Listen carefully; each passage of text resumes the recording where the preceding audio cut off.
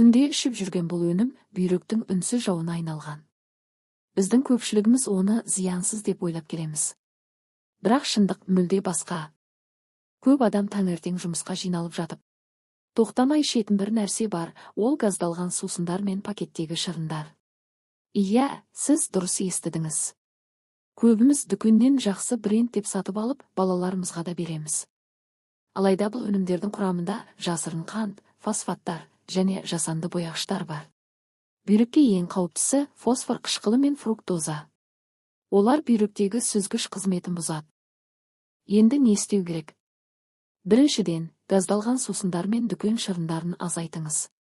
Орнына таза су, үйде дайындалған компот немесе көк шай ішіңіз. Құрамын оқып үйреніңіз.